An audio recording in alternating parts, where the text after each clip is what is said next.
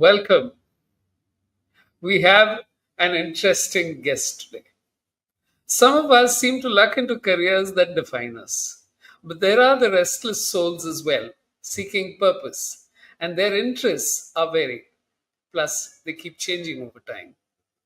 J. Krishnamurthi has over 2 decades of leadership experience in digital marketing, operations, sales, and product management across multiple industries like FMCG, airlines, maps, background verification, and telecommunication. He's worked at Google for over 7 years, done his management from ISB, a master's in civil engineering from Maryland College in the US. He's designed everything from seminars to marketing programs to research at the US Department of Transportation in Maryland and been the CTO at a background verification company called Value Pitch. In other words, he has too many talents to pursue narrow interests. Now he designs games. And we'll get to know what gives him ideas and how he utilizes the skill that he's gathered over decades. My name is Venugopal. I'm the CEO of Ideascape, a company which is into branding, creative, and design. And every week we plunge into career stories which are full of twists, turns, and insights. And today I think JK's career has more than what I conventionally see. So let's welcome him and talk to him about what his career has been about. Hi, JK. Wonderful to have you on the show. Thank you, Venu. I feel like I've finally arrived, not just career-wise, but life-wise, because you're interviewing me. Okay. So let's start with something that you told me about, that you joined Sainik school to begin with. Not Sainik school, but NDA. NDA. Wow. Okay. This was 1988, and ours was the last batch where you could join the NDA after 11th instead of Okay. 12th. What happens now? Yeah, yeah. I wrote the exam and then got a call for the SSB interview and all that stuff. I desperately wanted to become a fighter pilot. Right? So I saw Top Gun. I think that's where the desire. A lot of careers that decided after movies. Yes. Yeah. Yeah. Unfortunately, this movie was American, but it made something happen. And then yeah, I went there. I quit school midway through the 12th. Right, Okay. I was preparing for the IIT entrance exam and things like that. But this seemed attractive at that point in time. I left, joined the NDA. I was an Air Force cadet. Uh, this is a huge anticlimax. I left within 7 days of joining because Okay. uh, I Okay. was terribly homesick. I just felt like I was in the wrong place. So Okay. yeah, it left some scars, so to speak, because there was this whole sense of uh, not being up to something that you wanted and things like that. Yeah, then I came back from the NDA, and it was already pre-final, final time by then, 12th class board exams and everything. So that was tough because I failed in the pre-finals because once I knew that the NDA call was on. This was, I think, September, October. I stopped studying. Right. Right? So I had to come back and put things together. Luckily, there were guides that helped you in those days. These small Right. little short, Right. short questions, kind of Yes. thing, and I Yes. relied completely on that. Okay. Yeah. So that was the story of my NDA tryst. But while you said it had long term consequences, I think one aspect that it shows is that you were willing to walk away from something if you felt it wasn't what you wanted to do. Yeah. Which I think a whole lot of us get stuck in courses, we get stuck in jobs, we get stuck in careers, believing that once I've got something in hand, and we have proverbs like a bird in hand is worth two in the bush. Yeah. So all of these become, you know, ways of how do you attack life. So what happened next? You went to Maryland in the US immediately, or was it later? No, I'll break down what happened next. But before that, I mean, I just want to touch upon something that you just said. I could make these decisions, like the NDA and some of the other stuff that we will talk about, only because my parents gave me more leeway than I've seen any other parents give any other child. Right. So Very true. that made the big difference. Otherwise, I think with my limited attention span and the other things that I deal with, life would have been very, very tough. So I've had the opportunity to try and explore various different things in my life because that foundation that I had of parents who cared, parents who had some degree of confidence that this guy will eventually find his feet and things like that. Yes. I don't know if I found my feet, but yes, that made a big, big difference for me. Yeah. And I hope parents who watch or kids who watch take uh, support from this, because it's very hard to believe that you're capable of something when you've not been tested in the so-called real world, Yeah, even though you realize that even that is a bit of a sham really, because there are various other factors involved. yeah, But I understand where you're coming from. yeah. So what happened after I came back from NDA was that I had, I think, 2 months left before the board exam, Okay. and I hadn't. I mean, even in the time leading up to this, I hadn't put in enough effort to to make it through IIT. Right. Okay. It was a dream of mine, but I wasn't good enough at that point. So the only option I had, I mean, not the only option, but the only option I saw was to somehow crack the 12th class board exams. Right. And I had 2 months. So I had to find shortcuts. And I did. So that helped me get into bits in Pilani. Right. Right. So I went to Pilani in '88. Right. Um, I was there for a semester. It wasn't the most pleasant experience because some of the things that I discovered about myself when I was in NDA, in even in those 7 days, blew up when I was in Pilani. Homesickness, a lot of depression. I mean, I use the word depression in retrospect, obviously. When I was 16, Yeah. 17, I didn't have the vocabulary for that. Brits was fantastic in many ways, right? You had many smart people who brought a lot of stuff and you learned and stuff like that. And it had this US university kind of feel because you could pick the courses that you wanted and stuff like that. Right. But at that point, I didn't have the emotional space to embrace that. Right. So I left after one semester and came back to Hyderabad, spent time with my parents and my sister. And then I wrote the local engineering entrance exam. It's called MSET. And when I wrote it the first time, I got a very good rank, right? Okay. Before I went to Pilani. But the second time, I got a rank that looked like a phone number. uh, and Okay. then the only option I had was civil engineering in a private engineering college in Hyderabad, right? So there was, I mean, there was a sense of uh, uh, a come down from because Pilani in those days, at least, I mean, even now, I think is considered a reasonably good school. Uh, then I made friends, shut that whole aspirational Pilani kind of education out of my head. And again, I didn't go to college very often because college was very far away from home, and I made a few friends and I would hang out with them, but it had almost nothing to do with college. Right? And the course wasn't too difficult, so I somehow managed to get through. And Okay.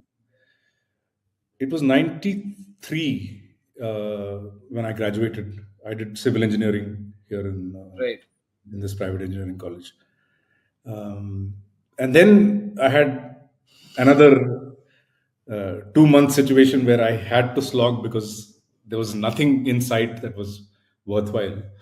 And I put in a lot of effort to write the GRE exam, right? Because that was the only way out of a civil engineering degree from Osmania University, right? Okay. And so I have a reasonably debilitating reading issue, right? So Okay. most of my comprehension comes from listening and video and stuff like that. So I did very well in the GRE in the analytical and math sections. Right, I had full scores, in fact. But my vocabulary was pathetic at that point because I hadn't read anything. My sister was a voracious reader, but a lot of the information that I had about the world came from conversations at home, uh, So conversations. you couldn't, your parents found early enough that you were not taking to reading and they didn't see it as a, they simply thought you weren't interested in books, or was the learning ability or, you know, already apparent to them? So let me first say this. I was born in Delhi. We Okay. moved from Delhi to Bombay and then Ranchi, Madras, and then eventually Hyderabad. Okay. So, sometime when I was about 6 years old, maybe 5 or 6 years old, I was taken to, I think it was the Asiatic Library or something like that in Bombay. Okay. My parents took me there, and they assumed that I would take to books, right? I picked the picture books as you might do when Right. you're 5 years old, but even that didn't sustain my interest. So, uh, movies, whatever little TV was there was my solace, so to speak. I couldn't read, Okay. but because I grew up in a family that, I mean, my parents read a lot. Right? There were books around the house and things like that. My sister took to reading very early, so I had exposure in spite of the fact that I didn't read because I grew up in this kind of a setup, right? And again, a lot of this is in retrospect, but I think I made up for the fact that I couldn't read by starting to quiz, right? So what would happen is that some of the some of the best quizzers in Hyderabad would come to K Circle, which is the quiz club over here. Right. Okay. And what ended up happening was that they would bring all their knowledge to those quizzes, whether they were answering or conducting quizzes, right? And I would sit there like a sponge and take in all this. With time, there was some kind of a matrix created in my head about timelines, about proper nouns, ideas, and things like that, right? And that served me very well. I mean, I love quizzing. I'm not very good at it, but I really enjoy doing it. Right? And I've done it for over many years. Yeah, you won global stuff where you got to the finals of the, was it the BBC quiz or?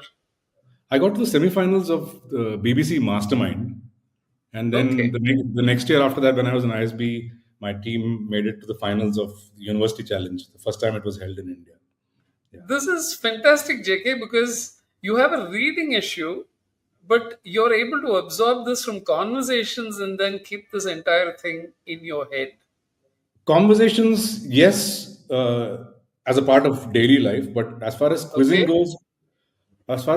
goes, most of the stuff that I am able to answer in quizzes, I have learned in quizzes, right? So because I didn't have the ability to read, I would just go attend as many quizzes as I could, right?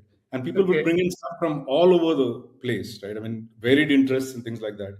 Okay. And with time, in spite of the fact that I had a science slash engineering education, my interest today lies more in things like philosophy, psychology, Right. Right. sociology, history, and geography.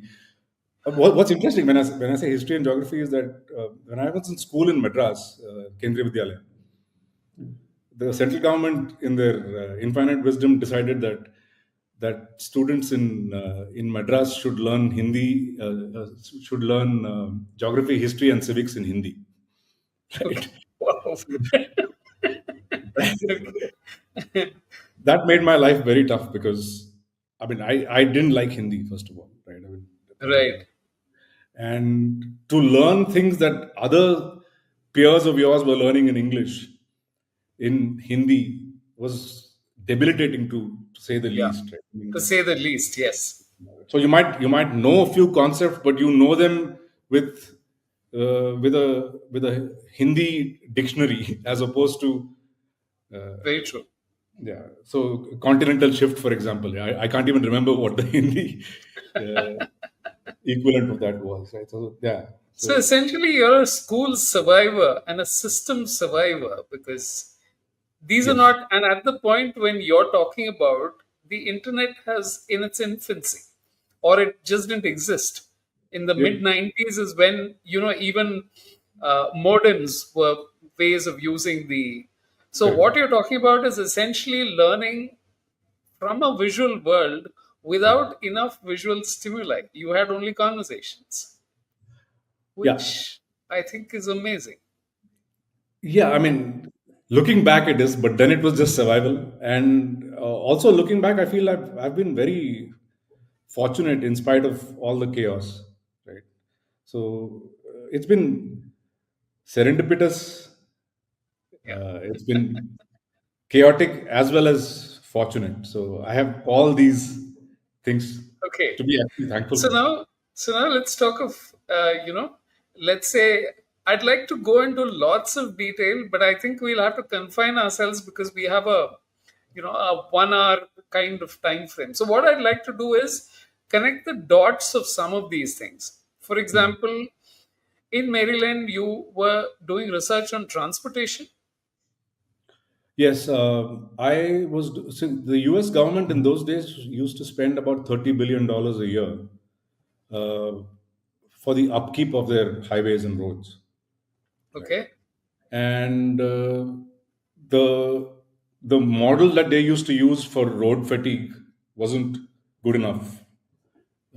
So I got a fellowship from the National Highway Administration. I think it was called, not I think, I know, it was called the Dwight Eisenhower Fellowship, right? Okay. And I did research at the Federal Highway Administration Research Center to try and come up with a model that predicts failure better, right? So Well, again, a lot of serendipity in that. So that was yeah. So I learned a lot there. I learned a lot about not just this field, but about the US and about everything that goes on there. When before I left for the US, I had stars in my eyes, completely rose tinted glasses about what the world is and where the US stands there. right. And all. I learned a lot uh, about Give me a couple of things from that assignment which you felt, which came to you as a revelation. okay. So from that assignment, I'll break this down. I mean, this is a technical point, but still, when you deal with most materials, right, you assume a single Young's modulus, so to speak, right? Mm, but with asphalt concrete, what happens is it's a composite material. It has asphalt, it has granite, it has sand, and things like that. So these kind of materials behave differently when they are compressed and differently when they are in tension. So you need to have some kind of a dynamic modulus that that shows up when different kinds of forces are attached to it, right? So, I mean, I created models that help predict failure and things like that, but it also helped me understand that what we see as binary is almost never the case, right? There are yeah, I mean, again, this it took me about 2 years after writing my thesis that I said there's more to this than just materials, right? We as human beings also are viscoelastic, plastic, elastic, all at the same time, right? So there are some stimuli that last with us, good or bad, over time, and then they decay, right? There are Okay. some stimuli that we respond to immediately and forget, which is what steel does. You give steel a certain amount of strain, and it immediately results in a certain stress, right? Okay. So Okay. yeah, Wonderful. I Take. model some human No, I behavior. think it's a very interesting idea. Let me do a summary of what we've done so far, and then I'll come to the next section. Sure. I'm talking to J. Krishnamurthi. This is supposed to be an episode on game design, but I'd like you to understand that it's never about just one career. It's never about just one. Life is a series. A career is a series of connections, and I think JK has been remarkably frank about the problems that he's had, the way his parents responded, and how that made such a huge difference. He acknowledges that serendipity has played a major role in him getting to wherever he is today, and walking away from something that doesn't suit you or doesn't work for you is something that he has shown need not be the end of the world. That when you're going through a difficult phase, it doesn't mean that that difficult phase will continue all the time. You will meet people, you will come across situations that you can look at. And one of the things that he talked about was the thesis about the transportation assignment. And while he made a point about asphalt and materials, I think the whole point that he drove in was that these are not entirely predictable or binary. There are things that happen in between, which is where we'll move from where he was to another phase where a company which is focused on binaries built the largest advertising system in the world. So, your stint at Google, where you specialized in digital marketing, you conducted seminars for them. What was that entire phase like? Right. So it was 2005 that I joined. I mean, this was a year after I finished my MBA. I joined this company called Pinstorm in Bombay, which was at Okay, that point India's first search engine marketing company, if I'm not mistaken. And we did essentially performance based marketing, right? So that was my first introduction to any digital marketing of any kind. I was there for a year, and then I came back to Hyderabad and got into Google because of that experience. okay, Um, Google in India those days had most of its India revenue come from affiliate advertising and things like that, right? So those customers that were in the India geography would spend their money on Google advertising in the rest of the world because Google advertising in India didn't have enough traction or depth. okay, And those were the days where if you went and talked to customers, they would say things like, "We know that you have a click farm in the Google office," and things like that. So there were many uh, there were many myths that we had to break before we could okay, impress upon customers that impress upon advertisers that they could advertise using search, primarily using search in those days. AdSense was still, I mean, branding advertising in that space was still nascent, right? okay, So we started two or three different teams. I mean, the India operation had just started in those days, so we were trying to mimic what Google teams were doing in other parts of the world. And I started an inside sales team whose mandate was to take everything below the large customer sales team and somehow impress these people that they can advertise on this platform that will be useful to them, and okay, they don't, right? I mean, there are efficiencies that you know about. the Google and Facebook platforms where you pay only when a certain action happens and things like that. Right. So I think I did the first 12 Google AdWords seminars in India at Okay. that point. Yeah, because we needed to create enough awareness so that we could then tap it and make sales. And at that point, I mean, we didn't even have broadband in India, right? So Yeah, you did. I've always felt that Google managed to convert the dictionary into the biggest stock market in the world.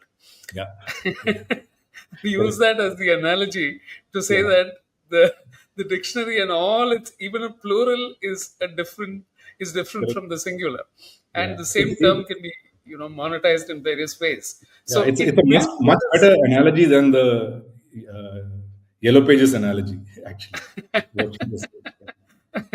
okay, but tell me, what were the kind of things when you had to sell AdWords to people and get them to understand? How would you go about it? And what were the things? First, you had to sensitize your internal team, and then you had to go out there in the world and tell people what this whole thing is about. Yeah. How did you manage that? So what we would do is I mean, our presentations would be heavily example based Okay, because otherwise I mean, talking philosophy to these MSMEs in, for example, Mangalore go or on. Calcutta, Yeah, you yeah, can't get very far, right? I mean, yes, they'll have right, the chai and the samosa and leave, right? So you had to make sure that you started with examples of somebody searching for something and show that whole journey and show how cost efficient it was and what you could do with landing pages and things like that. Because most of these companies barely had brochureware in those days on their websites. right, Right? right. So some of the things that I learned in Pinstorm, I brought to bear in this also. So Okay, yeah, there and was a lot of was it? education. There was a lot of, and that education had to be en masse in some levels, Hmm, but every sales call, right, hmm, would begin with education as opposed to anything else, hmm, right? And hmm. that's not true of entrenched products, right? Here you had to talk about a whole different uh, beast, and then say, "Come invest in this. You have Yes, yes, pay as you go and things like that." So it right. wasn't easy. Let me give you two different, the agencies, the traditional agencies Mm. worked more with data that they got from talking to people. They were not data focused as much as the online agencies were. And there was a very clear divide between a digital agency and a traditional agency. Yeah. So, do you think that data is the only way to define customers better, or do you think that at some point there needed to have been some kind of an overlap where you continue to understand customers? Because that part of it is not measurable. How close I feel to a brand, what is it that tips the scales as far as one particular thing goes? I can make out a pattern, but when I get down to the individual level, it's no longer predictable. So, do you feel that there was some difference, or did you feel that okay, this market is just exploding, and as far as we are concerned, we are getting our revenue and things are fine? See, back in those days, this was not a concern, right? Right, Because I mean, especially for the market, the part of the market that I was dealing with, uh, brand was not a big deal, right? It's the large right, customers who cared about brands, right? And right. that part of the market was taken care of by a team in Gurgaon, right? Okay, So okay, what we had to do was to make the best of what was left of the runoff, and there was very little at that point, right? So I honestly don't have a good answer to your question because I wasn't working in that market. Uh, no, but that is more of a, it's a very broad based question, and I'm not sure that this is the forum for that. But so let's go into, do you remember one particular campaign, or do you remember some particular thing that happened while you were working at Google in AdWords that was either revelatory or surprising? I'm not able to recall anything right now. Okay, It's a doesn't blur. matter. It's one of those things that, Yeah. sometimes you have these points where customers, like you said, they're very focused on finance and how much am I spending and what am I getting, rather than what is the result. Because in most I, cases, you wouldn't I, know. I have better examples from Pinstorm because we Okay, were, I mean, it was a company that we had what at max in those days, I think we had 50 people, right? right, And Venkat, who you know very well, right, was the director of operations there. I managed right. technology, but I also Yeah, got he's another heavily involved in the other stuff. marvelous chef. Yeah, We'll talk about him, I'm assuming, at some point. yeah, yeah. Um, so there were a bunch of customers that we would go and our sales team would go and convince, and then I'd be there in some of these meetings and things like that. Can I take names of customers? Is that okay? Yeah, I suppose perfectly Yeah. fine. So there was Sher Khan. There was Taj Hotels. Right. Okay, Again, these were branding campaigns that were also. I mean, they were partially branding, partially action campaigns that we would take these clicks onto a landing page that we owned that had the customer's branding, right? okay, So that was a very interesting set of exercises that we did. What we did essentially was to take the long tail of keywords that weren't that expensive and bring customers on and make them complete the transaction over there, right? And we okay, would get we'd get paid for some of that. So there was a significant branding exercise in spite of the fact that it wasn't done using what is traditionally called branding advertising. right, right. So that was And very interesting. yes, and ultimately, brands are built by interactions with the brand for whatever purpose they're intended for. Yeah. And in a virtual environment, the interactions are going to be through landing pages and form filling. And your experience of the app, for example, is what happens when you open up the app and you begin to navigate it. So, how are the headlines displayed? How are you reading the rest, the text? Do pictures make a difference? And all of those things are part of the. And I've noticed that there's a very clear difference between how magazines were laid out or newspapers were laid out and how they've all had to adjust to uh, the dominance of the smartphone, because now Mhm. it's almost as if you design it just for one environment, Yeah. and that has played havoc with design, because Yes. you can't take a 5-inch or 6-inch screen and then say it has to be blown up to 50 inches or 50 feet. Yeah. The dynamics just don't work the same way. So Yeah. it's resulted in a whole lot of other changes which I don't think people have actually got their hands around, because it's not a problem that you can solve very easily either. Yeah. But So this is yeah, something that I didn't have to encounter back in those days because the right. smartphone wasn't around yet. But I encounter it now because I'm trying to make games. Right. So, Yeah. No, we'll come to that, because I intend to ensure that the remaining part we will go deep into how you came to get into game design and where it actually sort of. So, what happened after Google? You had a stint where you worked with Value Pitch as the chief technology officer. What was that about?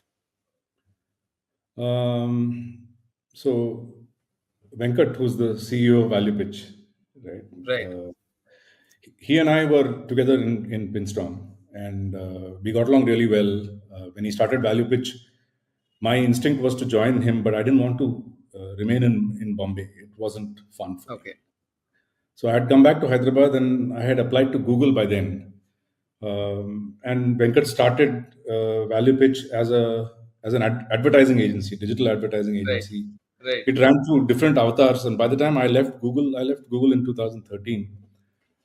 Then I stayed home for a year, for about, I would say, 6 to 8 months. I got a call from Venkat, and he said, "I'm in the process of closing down the company, but I have two tech guys who are really good. Do you want to? I mean, can you come and talk to them?" So I went to Bombay, Okay. and yeah, I went to Bombay in 2014. I think it was April or something like that, Right. and I mean, so there was Venkat, me, Sagar, and Samir, who you know, Right. right? Right. And we talked about various different things. We worked on, I think, 4 or 5 ideas before we finally zeroed in on this criminal record verification as a business, Okay. right? That was very interesting. In fact, those are the 4 years of my work life that I treasure and value the most, because we had no safety net at all, right? We were throwing Right. ideas up in the air and saying, "What can we do now in order to rebuild this company?" Because the old structure was out. Right. And yeah, and this again was completely serendipitous. There was an investor who had invested in value pitch, who was also interested in something coming out of it. So he Right. brought some advisors, and one of them said, why don't you try and figure out how you can do criminal record verification, how you can automate criminal record verification, right? So we slogged for about a year before we had our first customer. TCS was our first customer. Right. And You hit the big boys straight away. Or yeah, it took a year, but yes. yeah, again serendipitous, but yes, it's one of those things that worked exactly when you arrived with the product. Right. Yeah. I mean, here again, I want to make a point. Just like I told you that my parents were loving and kind to me when I was going through all kinds of chaos in my teens. Venkat was the kind of friend slash CEO that knew that I could bring value in a certain set of functions, and that I did not want to meet a customer, for example, right? Right. So, and he also knew that there could be a sudden spark of inspiration that could change things after maybe 3 months of nothing coming out of me and my team. So that gave me enough and more confidence and room to experiment in those days. So Sagar and Samir moved to Hyderabad, and we all lived in the same house. And Okay. so it was like a bunch of friends trying to solve a very large problem. Because I mean, the idea there was that you could have someone who lived in Bihar, committed a crime in Nellore, and was currently in, let's say, Trivandrum, right? There was no way of finding out this person's criminal record in those days other than using the system that we created. Right. So, and that's huge, because I mean, we did this. I think by 2015 we were live. Over the last 10 years, we might have. I'm not with the company anymore, but my estimate is that about 200,000 or 2 lakh criminal records have been found by us in that time, right? So Wow. That's a massive. yeah, police departments use. I mean, what we created then, they still use now as the first round of clearance for passport verification, for example. Right. So this, yeah, it was Amazing. it was impactful, but more importantly, it was a lot of fun. Okay.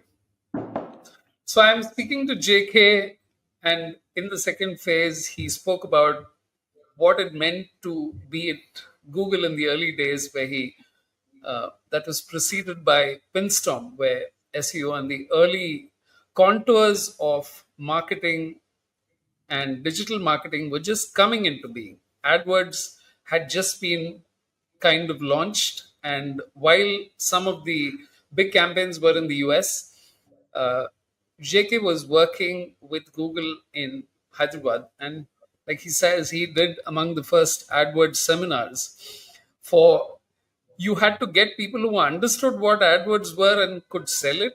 And on the other hand, you had to get clients who would need to understand what is the benefit of digital marketing. While it dominates our life today, at the point it was very, very far from dominance. It was another company trying to establish a huge market which it knew existed, and they were not working with traditional advertising agencies because the agencies believed that advertising wouldn't change. Little did they know that their entire market would disappear in the next 10 to 15 years. So, after that, in another serendipitous meeting with Venkat of Value Pitch, JK speaks of how they managed to build the background of criminal verification in the country, which is still used and forms the foundation for everything from checking passport records to hiring people. In the final segment, we'll come to what this episode is about, which is game design. So, how did Krish get into game design? And what are the kind of things that propelled him to look at this as an option? Okay. Yeah. Where do I start? So, I think Wordle became a sensation around 2020, right? Yes, So, I think it was 20 January of 2022, and my friends used to post their Wordle results on Twitter and things like that, right? right, And I noticed that I mean, I'd solve the puzzle myself. I wouldn't post a lot about the puzzles I solved, but right, because I knew the answer, the final green answer, I would use that answer and look at their grid and try and guess what words they would have put in that grid to finally get to the answer, right? So right, that reverse Wordle was the first game that actually Samir and I made because I had the idea, but in those days ChatGPT wasn't ready yet, right? So so Samir spent a hell of a lot of time, effort, emotional energy dealing with my madness, making that game. So that took about 2 months to make. So what happened was that there's a friend of mine called Arul Mani, who's among India's best quizzes, who has been among India's best quizzes for a very long time. I know him through quizzing. So he posted something, and I sent him a message saying, was this your second last word before you got the answer?" He said yes. So I said, I'll make a game about using this. This game was called Eldro. Eldro is a reverse of Wordle. And then I pestered Samir because Samir was working very hard for Value Pitch in those days. I had left. And he gave me a lot of time and effort. And we made this game called Eldro. There was a point, I think today Eldro has very close to 1 million games played, right? With very little wow, in that's terms of good. marketing. Yeah, very little in terms of marketing or anything. So that was the first game that we made.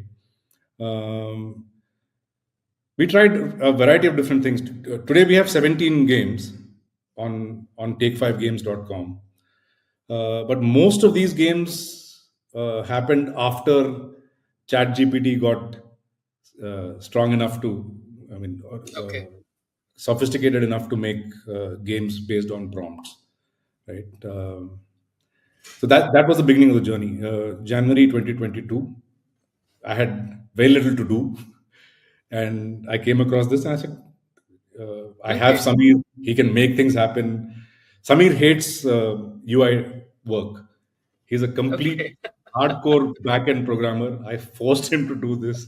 I'd sit and do some JavaScript and things like that to help him. But yeah, that's how In that fact, happened. you're right about. I've always felt that Wordle is, uh, they got three or four things really right. One is the five-letter word. If it was six, it was too difficult. If it was four, it was too simple. The five-letter Absolutely. word, Yeah. six guesses. Yeah. So even designing the number of guesses and a keyboard that fit perfectly within a frame. Yeah. So if you were playing it on the mobile, there was no distraction. You literally, you punched a key and it appeared. It was very easy to understand. You didn't need to explain. Yeah. And you started from a blank slate Yeah. and you knew it was six guesses. There was Yeah. nothing, uh, you know, deep about that aspect. But getting to that, I think, is the most difficult part, Yeah. which is where I think game design is more about trying to figure out what does the person playing feel like. Yeah. Because you Ab- can make it just a little more complex and people will drop off. Yes. You make it too simple and people will not play. So the programming aspect is very important, but the game idea. So how do you come up with game ideas? Uh, let's talk about word games first, because I've Okay, made games. I've made a couple of chess based games also, and some other uh, uh, yeah, some other pattern based games. So Wordle made my life very easy. I should be very clear and honest about that. It's the 5 word dictionary with 12,995 words that I've used for all the 7 word games that I've made. Right. What you okay, said is absolutely right. Uh, Wordle hit that sweet spot, and I took advantage of that. Right. So I have a jumble game, for example, which okay, is which is 5 jumbled words with one letter hidden in each of them. You have to you have to solve these 5 jumbled words, and these hidden letters make another 5 letter word. Right. I'm giving you one example of what I could do with the 5 letter dictionary, other than the reverse wordle game. Right. right. And this game has no keyboard. All you have to do is tap on the tiles, and they come together. If they're right, then the letter underneath is exposed, and then you can use these clues to come up with the final word. Right. So I think most of the heavy lifting as far as game design is concerned, from the word games perspective, was done by this guy, Josh Wardle, I think is his name. So yeah, I mean, Okay. whatever I have gained from the last 3 years of making games, I owe to him. So let's say it was not a word game. What were the kind of things that you would look at? Yeah. So I made a. I what I did is I took what Wordle does in terms of giving you clues so that you can find the final pattern. A word in the end is a pattern, right? And I shifted this to a chessboard, right? Okay, So there's a game called Ambit where I took a chessboard, placed 3 or 4 pieces on it at random, collected the footprint of those pieces. For example, you have a queen which has diagonal as well as perpendicular footprint, and then you have a bishop, for example, and a knight. right. So if I place these 3 random places on a chessboard, I get a footprint, right? Okay. And that footprint becomes a puzzle. Your job as the puzzle solver is to take pieces and put them on the board so that the the footprint is covered fully without anything outside the footprint being affected, right? So Can you explain that further? How does the game, what is the objective? How clear is it when people start out? it's not very clear, which is why doesn't have traction. I should be honest, Okay. but so what happens is each puzzle comes with, so you have a chessboard 64 by, sorry, 8 by 8. Uh, cells, let's say about 20-25 cells in that 64 are colored yellow because they are a part Okay. of the footprint, right? So there's a random footprint that's generated before you attempt the puzzle. Your job is to fill that footprint by placing um chess pieces on the board, right? So you're trying to reverse engineer what the game would have been like at that point. Correct. You have to reverse engineer the placement of the pieces so that the footprint matches, Wow. right? Yeah, this is I, I call this ambit. I mean, I've heard of grandmasters trying to figure out, mentally how many games and what happened at one crucial point, Yeah. and how is it that they got to the next point and they knew exactly what would happen. Whereas you're saying that even if you're not interested in chess, but you know the rules, Yeah. here's one way that you can enjoy yourself by trying to by pretending that this was a pivotal point in the game, or even, every point is pivotal. Yeah, I mean, not in the game. This is more about pattern matching and recognition than about the game itself, right? Because Okay. what I'm doing Okay. is taking a snapshot, saying there are 3 pieces on the board, regardless of whether there's a game going on or not, right? And Okay. saying these 3 pieces have a collective footprint of where they can go, right? And I remove those pieces from the board, leave only the footprint there. Your job is to place pieces such that this footprint is made, right? So then what I did is I took this idea of chess piece footprints and created another game called Shamat, which is basically the origin of chessmate. Sorry, checkmate. Okay. I'm sorry. Checkmate. Right? Okay. Yeah. And what I said is that you have a 64 square chessboard, and I am going to place three hidden kings in this chessboard. Okay. And your job as the player is to figure out where these three hidden kings are. Right. So what I said is that you can use either a knight or a bishop, and they will appear at random. And you can take this knight and a bishop and place it anywhere on the chessboard. If the footprint of this piece has a hidden king in its ambit, so to speak, then the piece turns green, otherwise, it turns red, right? And you can keep placing these pieces on the board. So, what you have to do is triangulate using the clues that you yourself create on the board and eventually find these three kings. Okay, so what you're saying is that this is, you have game design, which is essentially about creating environments, or the shoot them ups, or the games where you run through something and then you have, you're either trying to jump over an obstacle or you get killed by something that happens in the game. And then you have these intellectual games which are essentially about capturing a certain problem and juggling around with it. But how do you get people to understand what this particular game is and what goes through your mind when you're designing them?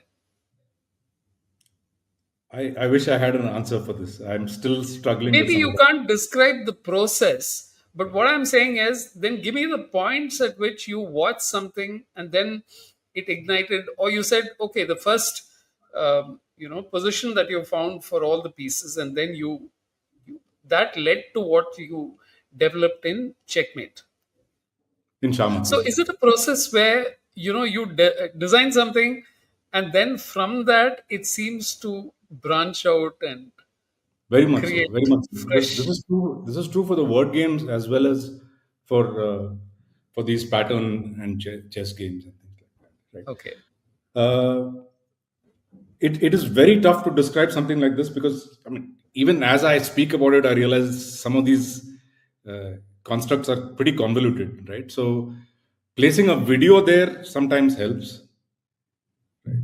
But yeah, I And I really wish also I realized could. that if you had to think of places where people are stuck and how do you give them hints?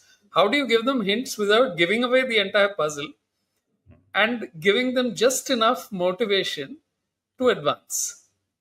Because that's the game you're playing.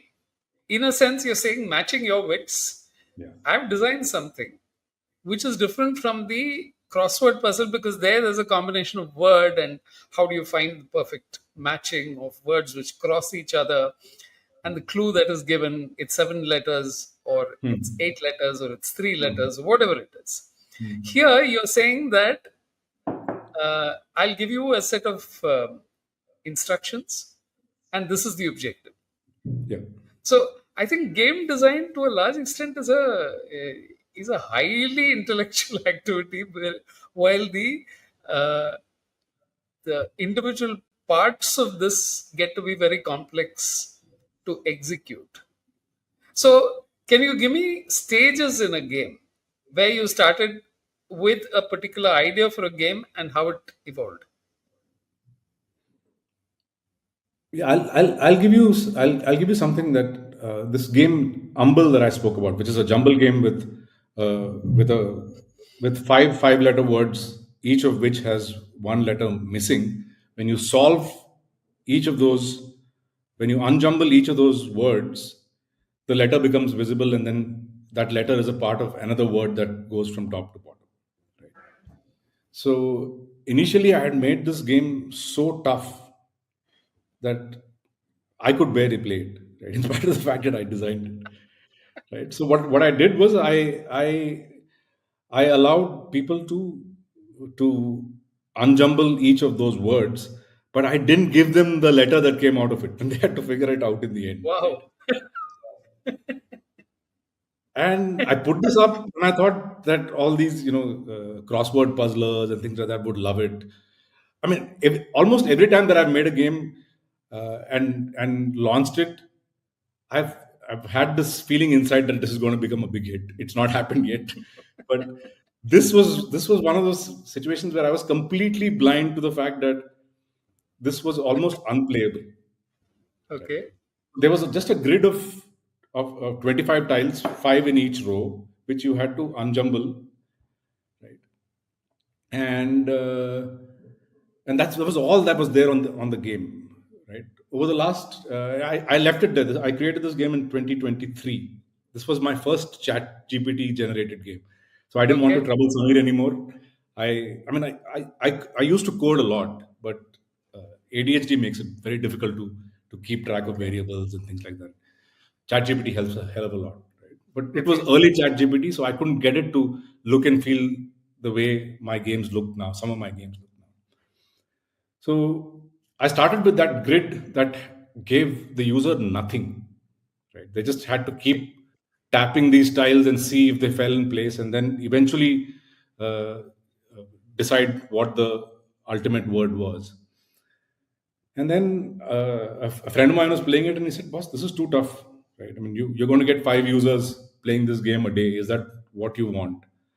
So then I said, Okay. "Okay, each time a word is unjumbled, I should reveal the letter that comes out of it and show that letter in a separate panel so that people can then use that as a clue to unjumble the rest of Move the to word." the next level. Yeah. Yeah.